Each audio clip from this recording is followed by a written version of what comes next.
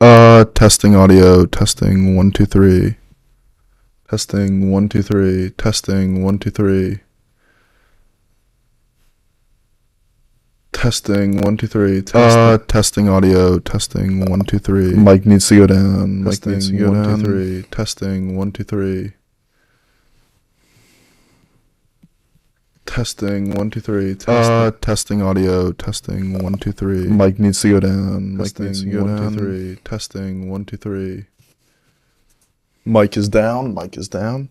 Testing 1 2 3. Testing audio. Testing 1 2 3. Mic needs to go down. Mic needs to go down. 1 2 3. Testing 1 2 3. Mic is down. Mic is down.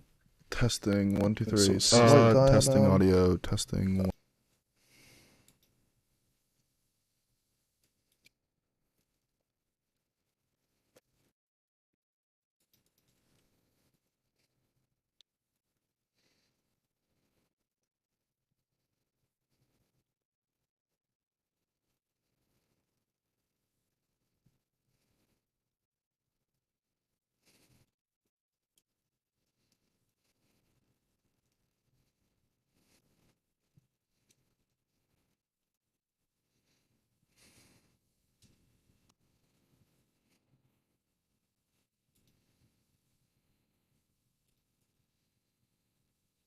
Testing 1 2 3.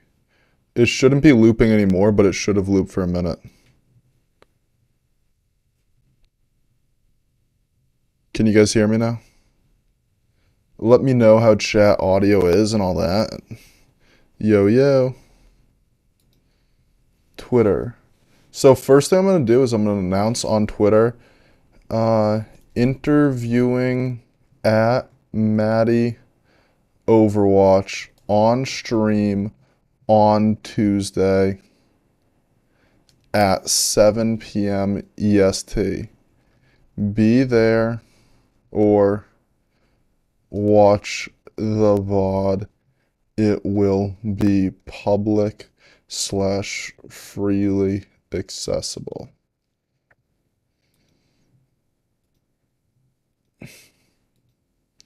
All right, cool.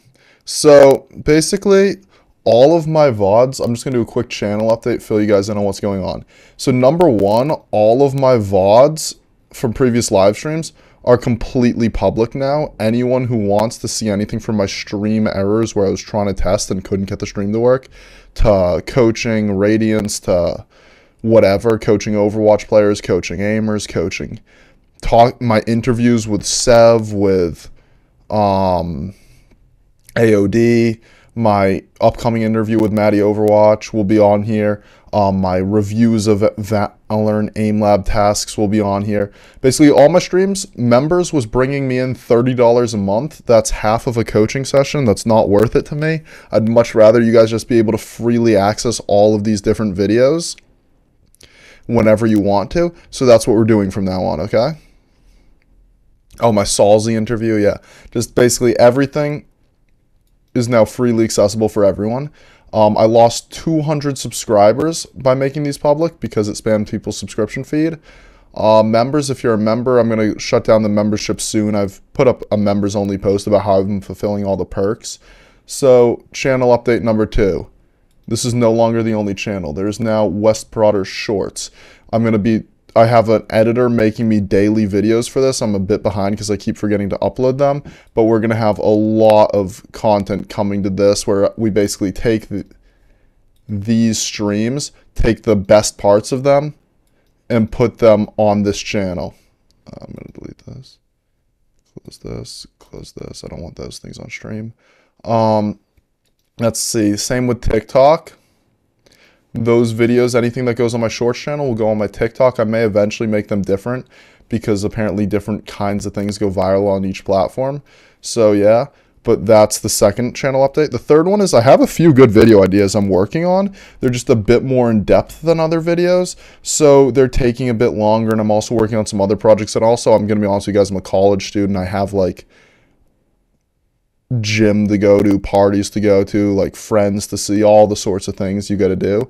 So I'm not like at my computer as much as I was in high school and as much as I even was the first semester when I didn't know as many people. So I've been a bit slow on my uploads and I'm sorry about that, but I'm trying to make it so that every video I upload from now on can hit 100,000 views, because everything I was uploading in this time was like 10,000 views max, maybe like 15,000, 15,000, 10,000, 10,000, because these were just 5,000, 4,000. These were just all pretty low quality videos. They were put together in a couple days based off a live stream, not really thought out, a lot of pauses, not the best speaking and all that. So I'm planning on getting rid of that kind of content for the most part, switching the coaching content to my shorts type content, short form content, and actually doing complex guides like this one, high quality. I review it well, think it through, plan it out, actually has like content that can get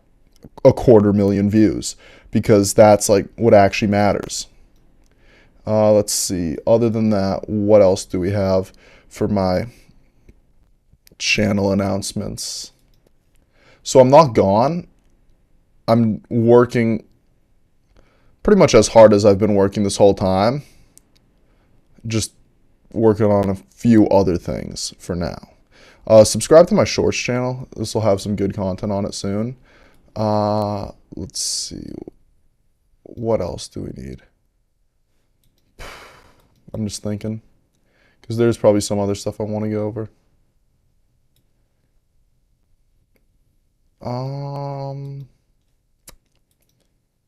Yeah, I have this old YouTube short. Ignore it. This is all my different clips. Yeah, that's pretty much it. Also, I'll be interviewing Maddie Overwatch on Tuesday at 7 p.m. EST. So that's the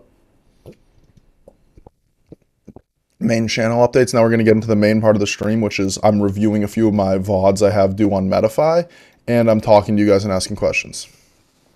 Just wanted to get the first part out of the way so that if anyone wanted to pop into the channel, like everyone from the channel wanted to watch the VOD, they'd see what I'm actually like, what's most important first before we get into the meat of the video.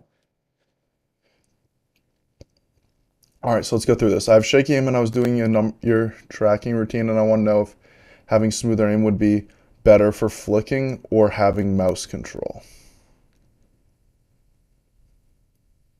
What? Oh, didn't mean to go to your channel. Sorry about that. All right, you know what? Screw it. Oh wait, I can't watch YouTube videos on YouTube streams. That's right. Otherwise, I would have given you a quick VOD review, because why not? Sign in. It's not letting me sign into Metafy. Why not? All right, I'm in. Oh no, did they? What the hell? Why is Metafy not working?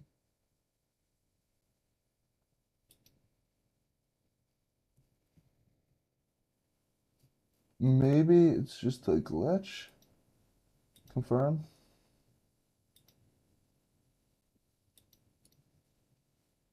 There we go. That's more like it.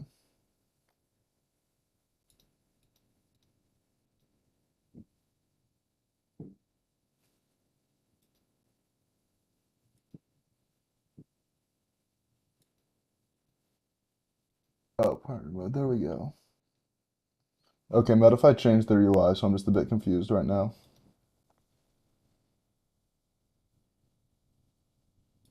Oh, jeez, I'm behind on these VODs. Let's see. OBS is the chat. Let me just make sure there's no copyrighted music on this. Actually, I'll just mute it. Hello, coach. Hello, coach. I didn't know whether I was meant to put one scenario in the VOD or like 50. So I made this. I hurt my wrist and uni, but I'm back. Well, dynamic. GM now. Oh, this will be a cool VOD. Okay.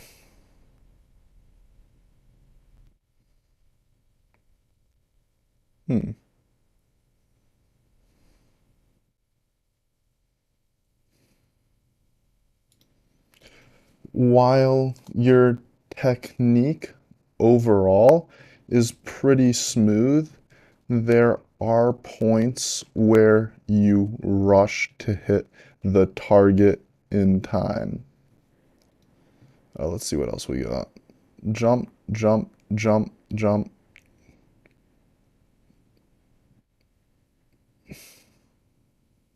Overall, this looks very good. So what I'm going to do, I'm going to play this back a bit and slow it down a bit so we can look a bit more clearly. Okay. Yeah, honestly, there isn't too much wrong with this. I guess what you might notice, let's play this back in normal speed again. Okay, some of these bots, on some of these bots, you waste way too much time confirming you're on target. Try a smaller, faster version of the scenario to improve this, as the bot will move faster. You have less time to prep a click. Those are the two main issues I see there. Let's go back to chat real quick and see what you guys are talking about. Oh geez. Okay. Yeah, smoother aim can help with mouse control or flicks, cause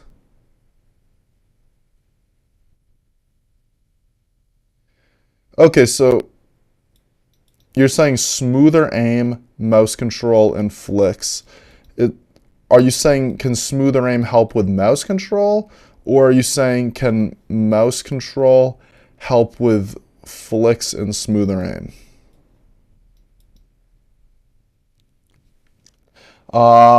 I'm addicted to making score numbers go up. Yeah, score numbers going up is very fun. It's a good way to motivate yourself, but you got to be able to let them go down a bit too, so that you can work on technique too.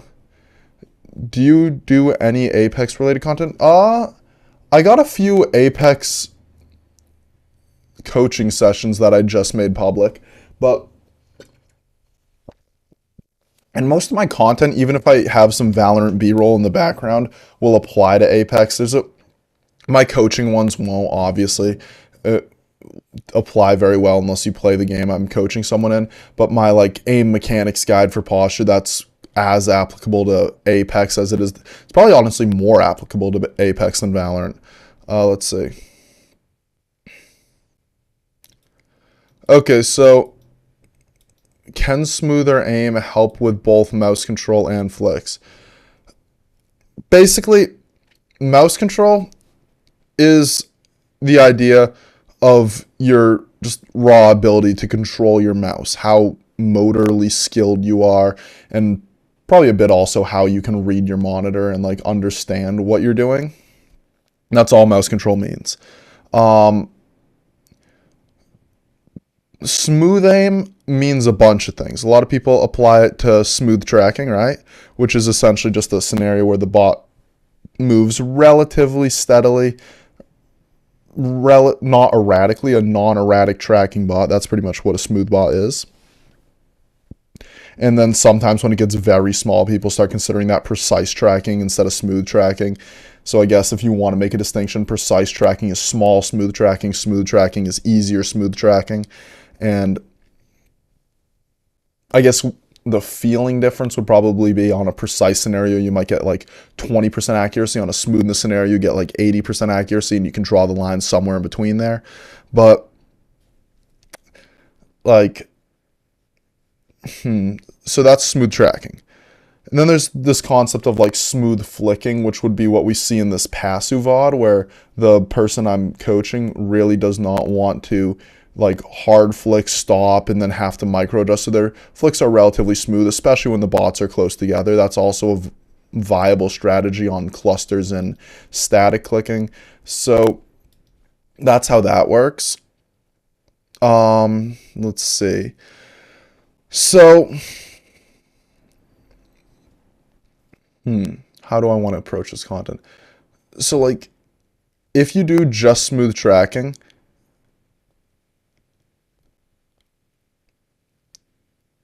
Okay, so if you've never held a mouse before and you play a lot of smooth tracking scenarios, I'm going to turn my mic down a bit. It looks like it's blasting you guys a bit too hard. If you've never played any FPS games before and you do a smooth tracking scenario and you keep doing it, like if I give my mom a smooth tracking scenario, she plays them for a week, and then I give her a flicking scenario, she'll do a lot better than she would if she never touched that smooth tracking scenario. As you get better and better at flicking, the carryover starts to become less and less, right? So what I'm guessing you're experiencing is when you make a flick, your hand shakes a lot, which you want to fix. So you're going into a tracking scenario and trying to keep your hand from shaking. Now, if the issue is that you have the raw inability to keep your mouse from shaking, then it's possible the smooth tracking will help. But if the issue has to do with your flicking technique, I would not say it will help. All right, let's see. And mouse control is just, again, the raw ability to move your mouse. So, I mean, if you're improving your skills, you're improving your mouse control, I guess. I don't think mouse control is a useful term because people have redefined it so many times, but yeah. Let's see. In your past live stream, you said something about how there are a lot more coaches out there and that you don't get why they can put thousands of hours.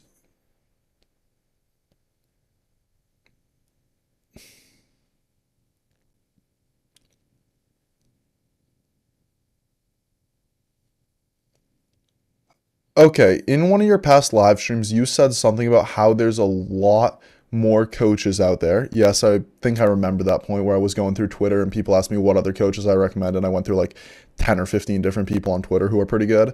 And you don't get why they can put thousands of hours into Aim Trainer and not put in any effort. I don't know what you mean by that. Oh, into marketing. Okay, okay. And all you think it's because they're not actually disciplined people. Okay, so yeah, I see where you're coming from. I mean, they might just, it's possible to be disciplined on different things. Like, I wouldn't consider myself a super disciplined person more than other people, but I do remember that now that you say it. Um, I mean, I see what you're saying. They aim train more than me. I make more content than them. It's just different people have different things they do. Um, so yeah, I'd say it's completely. Oh, didn't mean to go to your channel. Sorry. I'd say it's possible that it's just because they really enjoy aim training. Yeah. Quick question. Do you? Oh, I already answered that. Yeah. I don't know. It's hard to make just Apex content, an Apex video, like a video that's actually about Apex. One, because I barely play Valorant, and I play it a lot more than I play Apex, so I don't really know anything. I don't even know what like the different like characters in the game are called. So I just know how the aim mechanics work because I play tracking Kovac scenarios, and then it's just a bit of leading bullets, ask a couple students a couple questions, and I get it. Is it better to do aim training completely focused, or is it okay to do it while listening to something else? Like, I'd say you want to be completely focused, but it's okay to listen to something like music if it helps you focus. I mean, obviously it's okay to aim train without being focused, not like it probably won't hurt your progress, but it's a lot better to not, it's a lot better to be focused. Yo, what's good, weeboo? Um, Greetings, boss man. Greetings, Oh, greetings, Keg. How you doing, bud? Oh, I got to get back to your DM. That reminds me. Um, Basically, I was just gonna send you another VOD because I'm moving on from that one. Let's see. Best Valorant scenario. Find an issue that you face in Valorant and fix that. Um, I mean, for flicks, for example, don't work differently in different games. Is it? Yeah, that's what I'm. Well, the difference between a flick in Apex and in other games is that in Apex it really doesn't matter. You just want to get to the tracking as soon as possible, right? Because if you have to hit your goal, if your goal is to hit 10 bullets before the other person versus one bullet, how fast you initially get to their head won't matter too much. So that's just kind of the difference.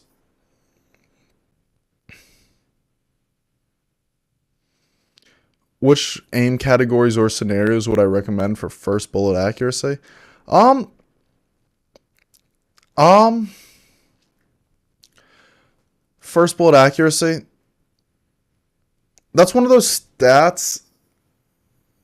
Just like every now and then, or just like DM me a period sometime. If I ignore your DMs, that's because I read it, planned on responding, and forgot about it. So just like send me a period. I don't mind.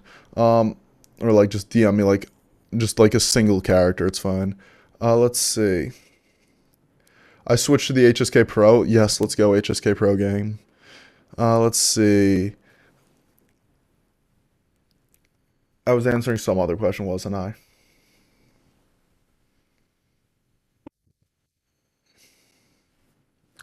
Hold on a second. Someone's knocking on my door.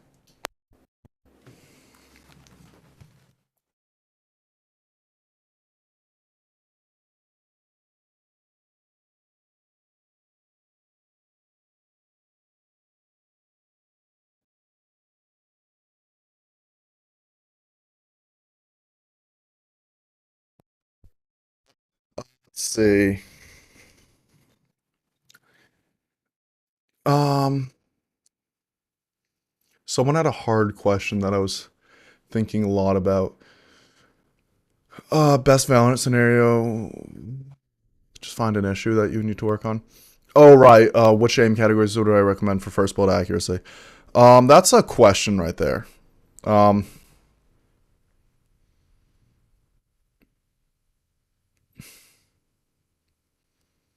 um,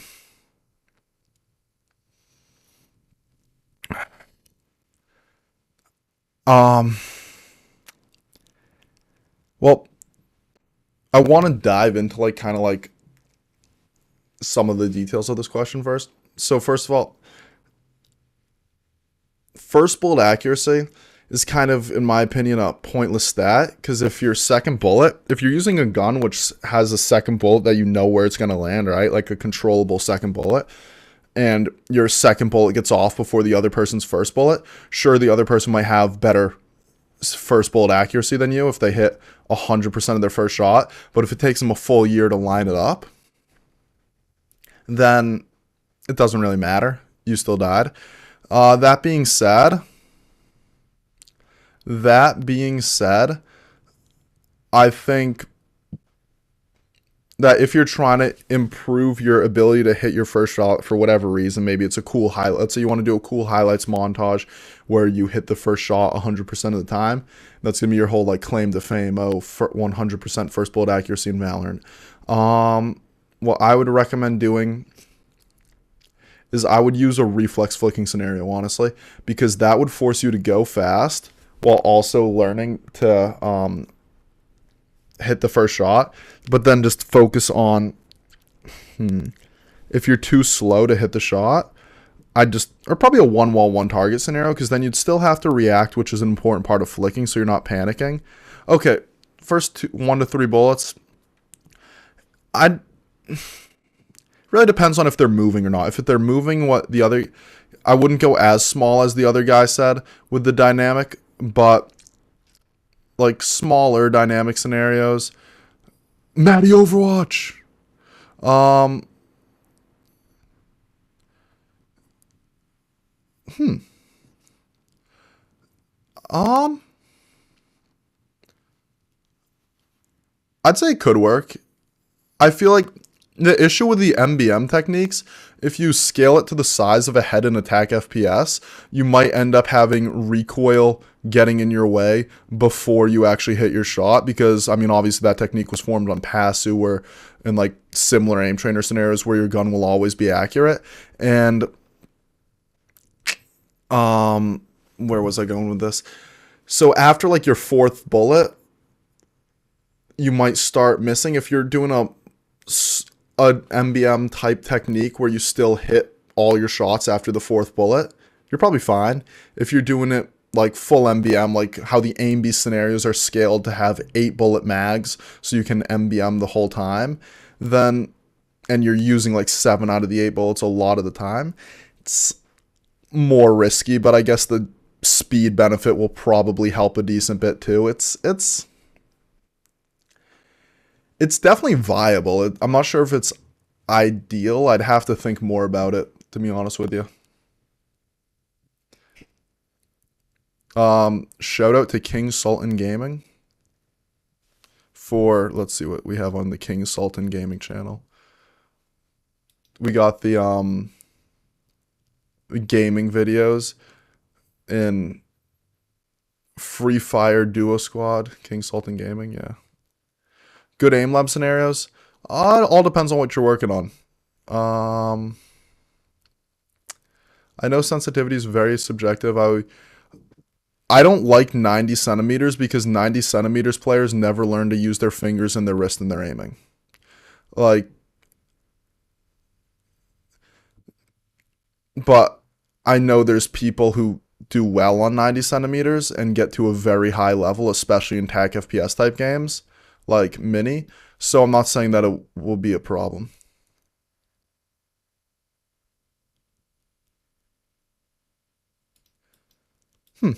I think it would definitely be more for CSGO than Valorant. I was thinking like the Vandal in Valorant where the bullets get random versus in CSGO where they get kind of, what's it called?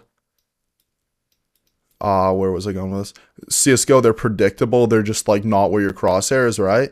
So it definitely maps better to CSGO than Valorant for sure. And again, it also depends on how much you commit to the MBM technique. Um, like if you're going like, it like depends on how many shots it takes you. Like if you, I guess, I see it working pretty well, but like it's all just depends. Like if you're going like, how do I want to describe it? Like if you're at a significantly lower level than MBM is, trying that technique in an attack FPS where you feel like the heads are small and you're just missing a lot versus MBM might need like 1 to 4 bullets per person. And if it's 1 to 4 bullets and that's how the pace works and you're doing really fast, it'll be overpowered. I can see that. Um, I think I don't know. I definitely have to look more into the subject. I'm just giving you my initial reaction because I honestly haven't thought too much about mapping the MBM dynamic to Valorant dynamic or attack FPS. You can repeat a question. Uh, for Fortnite, I don't know how to play Fortnite. What do you think I should do to improve consistency in games? Feel like I'm always having good days, then some terrible days. Any tips?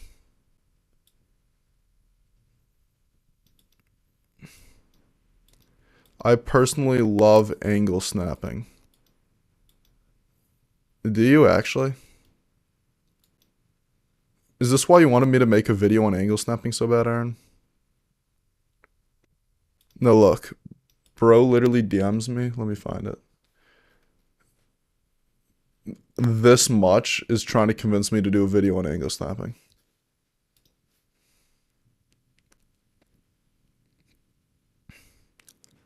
Um, I just reviewed a Passu. If you go back in the VOD, a GM Passu, that might help you. And I'm doing a smaller Passu right now. Okay, bet. So right now I'd try to approach the bots a bit more smoothly and spend less time per bot between passing over and clicking. Let's see what else.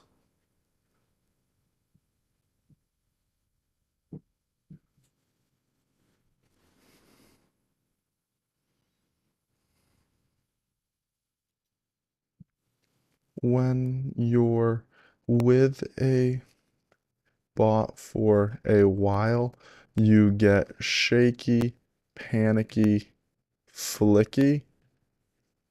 Don't. I feel so much pressure VOD reviewing while Maddie Overwatch is in the stream. Let's see, B180.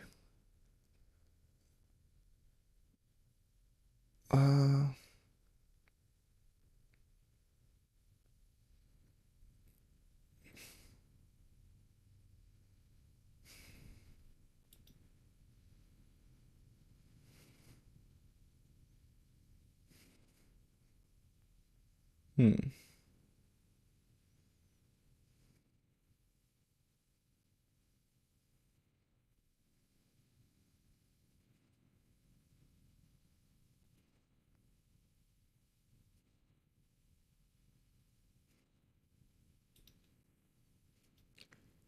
So the only thing I noticed on this VOD was this person would only go for bots at their most viable almost exclusively, which is a good thing, but I feel like they could be starting to hit a level where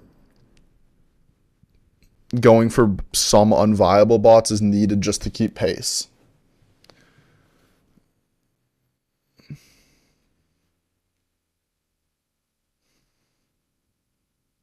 How do you feel about like 20 centimeters or higher? It's good for practice. I don't think it's great for performance. This is paid VOD reviewing. Yes.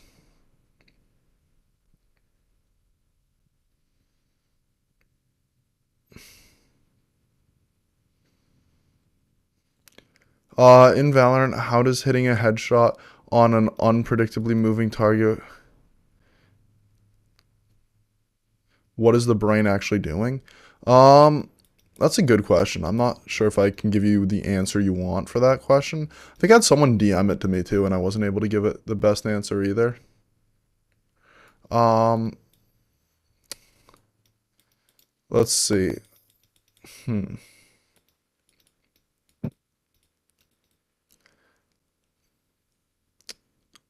Ah, what is the brain doing? You see, being on a floor of mostly biology majors has made me realize how little I know about biology. But like the Huberman podcast, it's like some cool stuff, but like, what is the brain doing? So you're basically you have to see the bot, you have to click it. Um,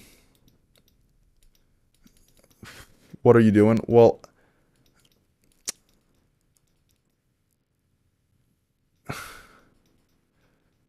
okay, that was you who asked on Discord. Yeah, I didn't answer you because it was just I really don't know if I have a good answer for you. I can give you like some cool science words, but really I think that's a bit above my level, to be honest with you, at the moment. Um, Tracking with your wrist becomes very jittery. Do you feel like there's an actual issue with the wrist, or could it, I don't know? Try some wrist stretches. See if that helps. If you are not from America, see a doctor. If you are, see a physical therapist YouTube video. If there's no pain, it could just be a lack of training. I don't know. What voltaic rank would someone have to get to be considered average, good, or top tier? I don't know. Um, I don't know. You take a. It's hard to directly relate a benchmark to an actual aim skill because benchmarks have to have scenarios that result in consistent scores because the scores have to result in ranks, and in order to do that the scenarios have to be scored to scaled to be rather easy. So for example, you can't have a benchmark tracking where you're doing like air, like an very hard, very small, like ego death can't be a benchmark because it's so small, so fast. But someone who might be significant, I've found people can be better at smaller tracking bots than they are at larger tracking bots, or like stuff like that. It's usually not drastic difference, but sometimes it can be like someone who plays a lot of benchmarks, very used to tracking bigger bots, can't track targets in games like Apex where they're far away.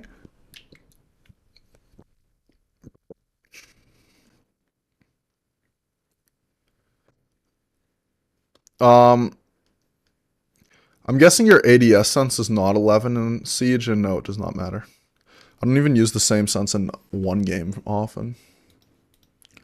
Let's see.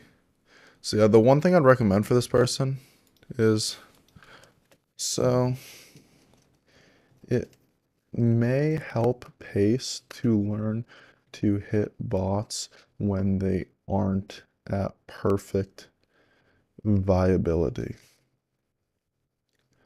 Up to you though.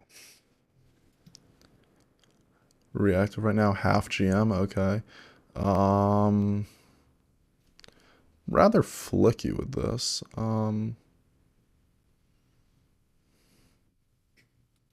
Let's replay this in 0.25x.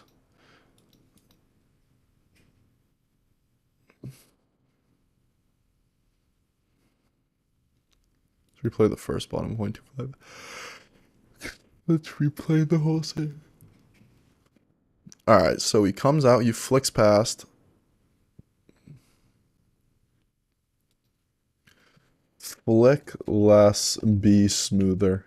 Watch this back in 0.25x, comma, it's insane. Um,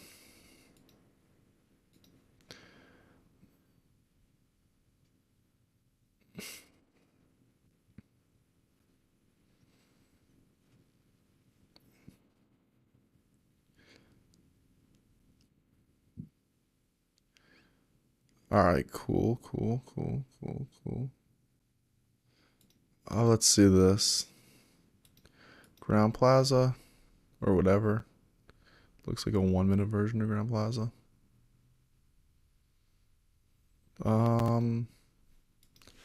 Again, short strafes throw you off. Really try to focus on short strafes, not whiffing. Even if it takes longer to get back on the bot.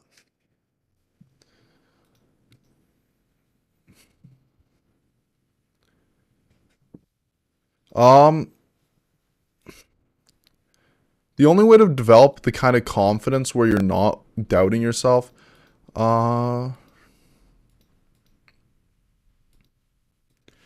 seems a bit jittery. Almost like you are predicting directional changes instead of reacting to them.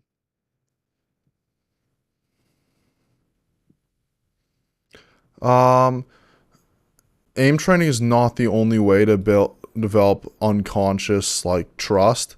To do that, you just gotta clear your mind.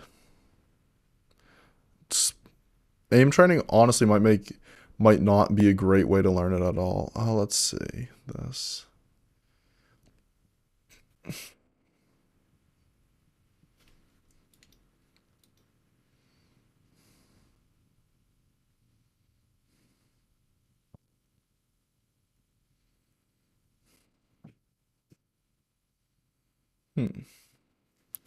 Static technique looks mid. Let's rewatch it.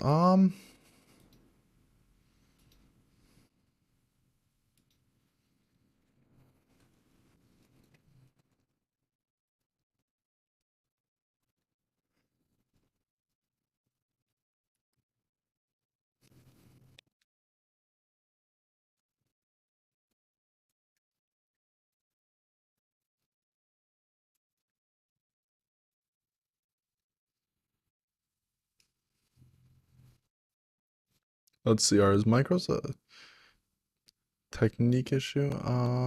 Let's play this back slower and try and figure out if he's messing up micros because of technique or because of stopping power.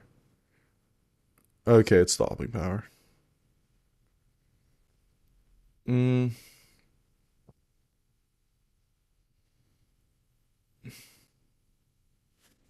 Okay. It is said the underflick is better than the overflick. This is because you can continue the momentum of the underflick into the micro adjustment. Your aim is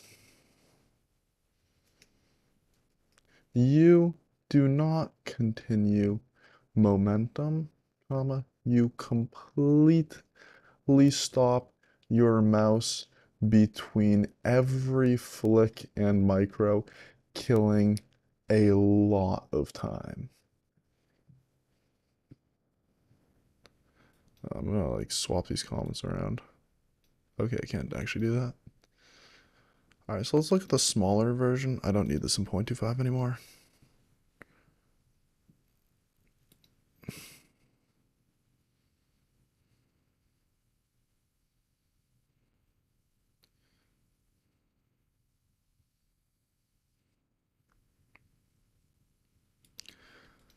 Notice how your micros are almost the same speed in smaller bots. That's because you just need to remove that pause. All right, cool.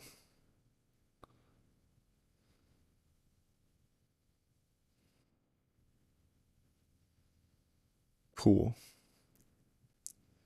Smoothness improved. Smooth bot GM soon. Okay. Let's see the smoothness.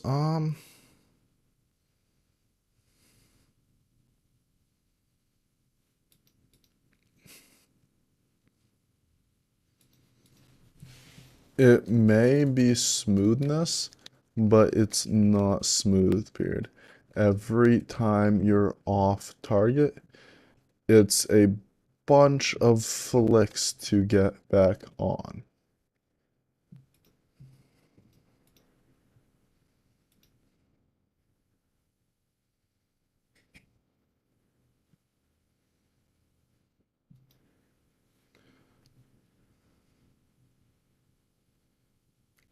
Is it possible to speedrun Voltaic? I don't know.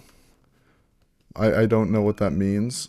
I don't think I don't I guess you could, like, has anyone done a flawless run of, oh, like try and do all of them in a row? I could guarantee you that. Okay, let's take someone like, there's like Maddie, Guerria, all them. They could probably take a benchmark sheet and get the that they're familiar with and get this top score first try on all scenarios in a row within like a couple attempts. It's just got to be to the point where a Nova score is no longer hard for you.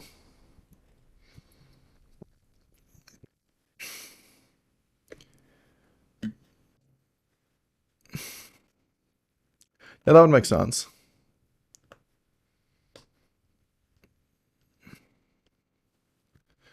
Yeah, just have confidence. Trust yourself.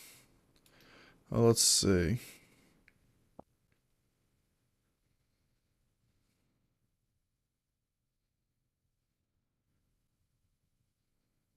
Uh, Smooth bot par. I like the scenario because it has X and Y axes. Uh,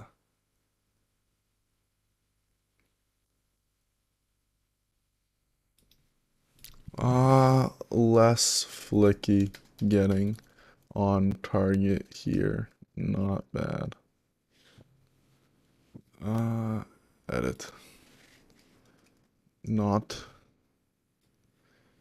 BAD.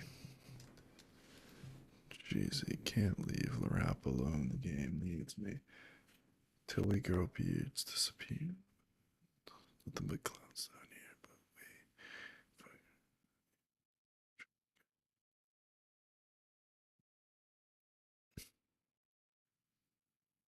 we got The Business by Eminem stuck in my head right now.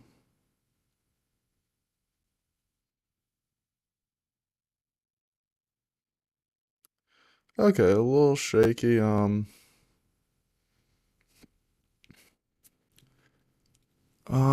You're a little shaky, comma, but mainly just try to get the bot as it slows approaching its apex, not just apex and after.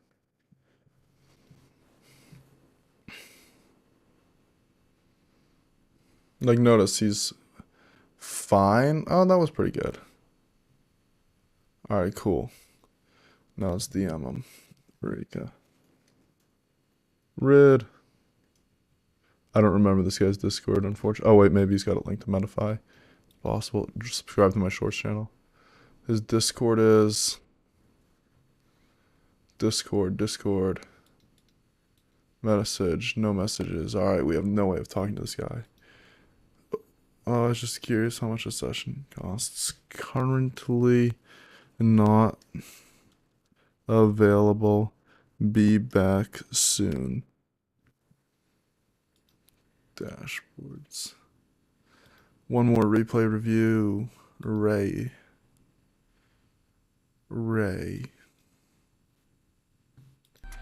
Let's see what this guy does.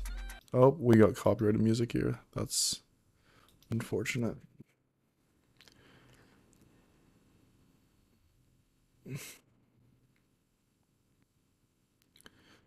Okay.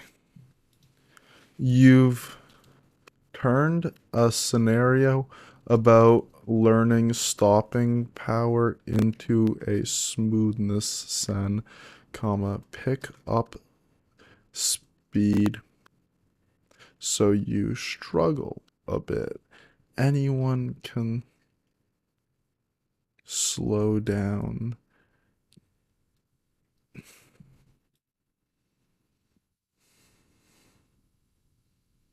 Yeah, he's just like smoothly moving his mouse. He's not actually struggling to stop. Like it doesn't. It looks like he's tracking an invisible bot between these points. It's not how this is supposed to go. He's supposed to flick. It looks like you're tracking an invisible bot between these targets.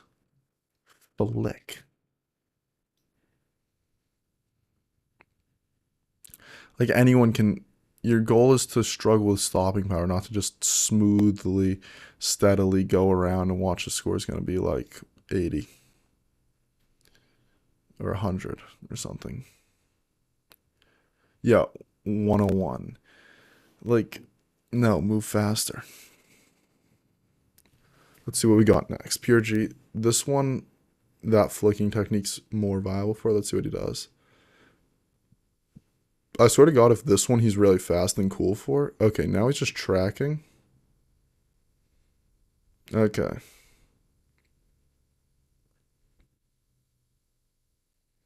Bro just tracks these bots.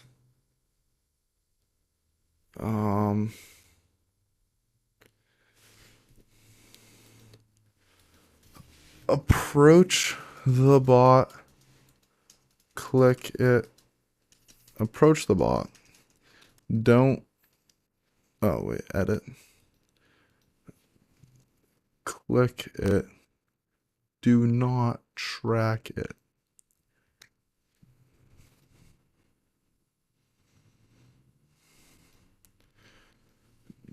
Don't waste time with your crosshair standing still.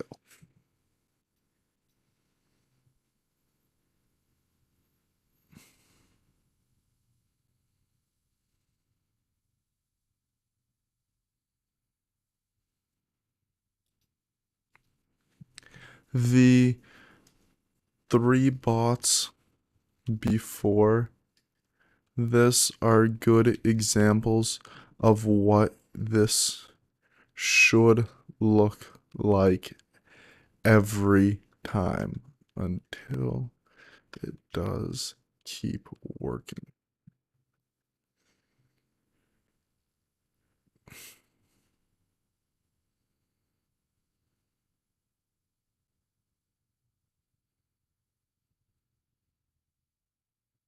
Okay. The few before this comment look like they could be confused for that. The difference is your crosshair stops for a while before the click.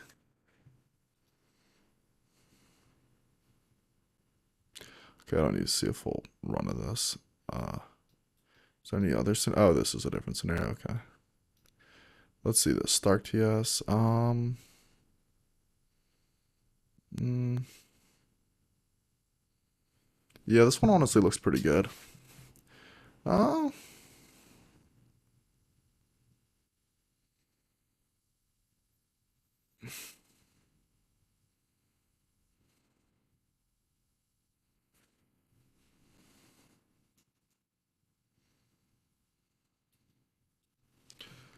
Pretty good, though a bit shaky.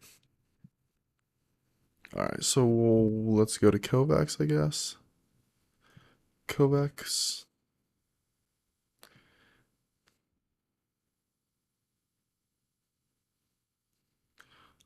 Do you think pressure aiming tests will help staying calm in ranked games? I think it could help, though only if you care a similar amount in pressure aiming and ranked games. If you don't care about pressure aiming and don't worry about avoiding it, I don't think it'll help. And I think that'll be how most people approach pressure aiming. So I don't think it'll help most people. Um, Past a reasonable extent, right? Because there's like the self doubt, overthinking concept of not being able to hit shots. And there's the other part. There's the actually just trying to aim fast without thinking too much part. And with the second part, yes. First part, not as much, but possible. Actually, a reasonable feature might be add like a 3 second preview of how each scenario is supposed to. Right, they're just gonna have 25,000 3 second previews, especially when especially when so many techniques are up to debate. Like it's just not possible. Ray, edit, minus minus, plus plus, plus minus, plus minus, save, update. Um,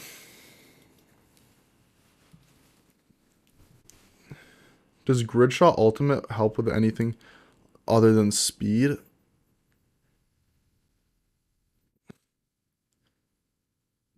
I wouldn't you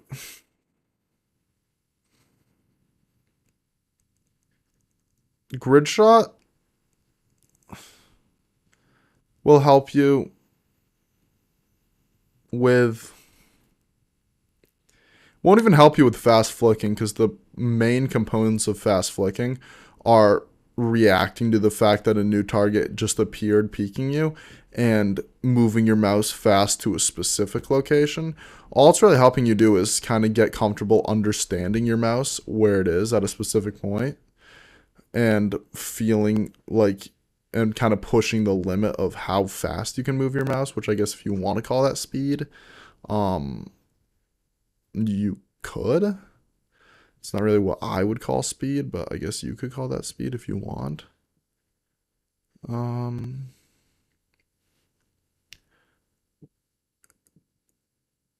uh, yeah, you kind of got to just play it. Like if like you can't really mirror the pressure of being worried about something when you don't have like the thing you're worried about on the line. It's like how can I mimic the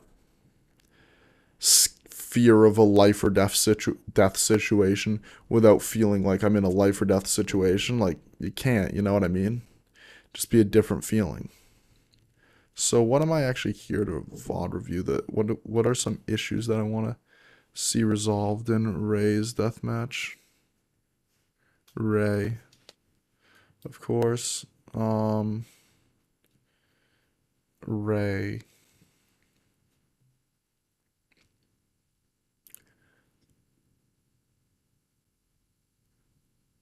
Okay, so I basically just want him to not track counter strafing enemies. That's easy enough.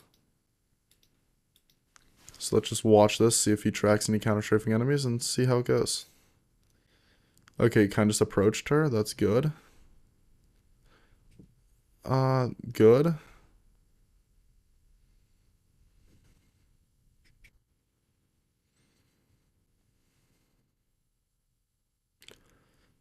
Hmm.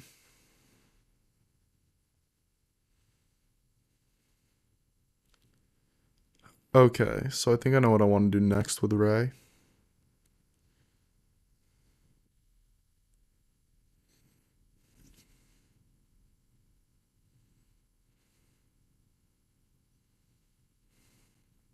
Yeesh. Okay. His dynamic technique's getting pretty good. He's more just approaching people rather than flicking fast to them. Will a harder routine help stagnating aim? It's hard to say. I'd say just focusing on people. If your aim is stagnating, there should be a specific thing that you aren't able to improve on. You know what I mean? Like a very, very specific thing. A lot of times, your aim isn't really stagnating. You're just playing the aim trainer without actually working on anything. And if you do that, then yeah, your aim will stagnate because you're not working on anything. That's what it's all about. Um,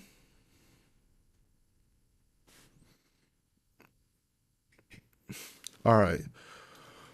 Overall, looks pretty good. Just need to apply the things we talked about a bit more like a polishing phase. Next session will be more in depth on the next step. For now, comma, keep doing what you're doing and try to polish it. All right, and then I'm going to go to Google Drive. Actually, I don't want to do that on this monitor. Complete review. No. Complete without summer. Coaching write-ups. Excel contracts. Coaching. Coaching write-ups. Current students. Rag. Does Ray even have a folder? No. Ray.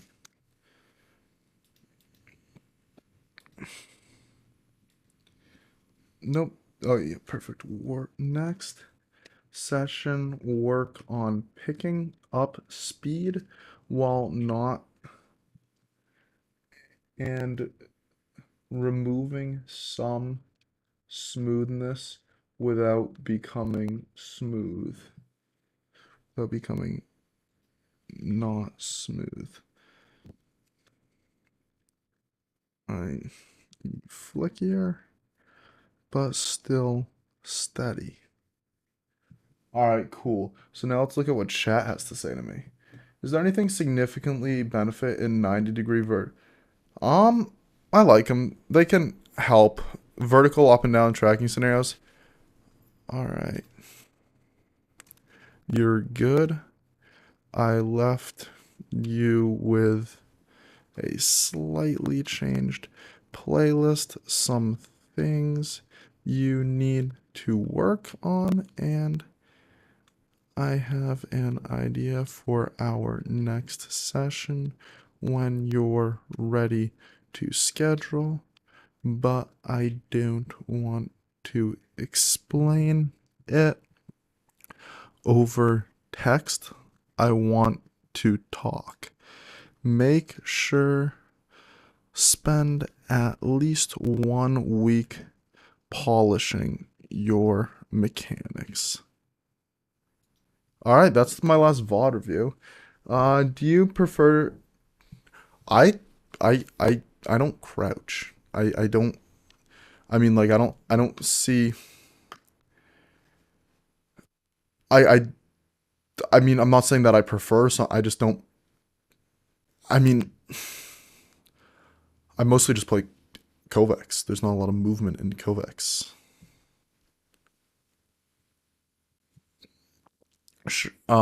Yo, I used True Stretch Resin Raw Excel on Valorant, but with True Stretch, my sense feels a lot slower than normal. So on Aim Labs, it's different. Will my yeah, sure. Yeah, it won't matter. No, it won't matter. Will a harder routine? Okay. All right. Yeah, you can ask me a question on Discord. I guess I may not answer it I'm not saying that to be rude. It's just reality. Like I get a lot of questions on Discord, and some of them are very bad questions. But I'll try to answer anything you send me. Is resetting a run to do good to do as bad as negative reinforcement? I think it's all right.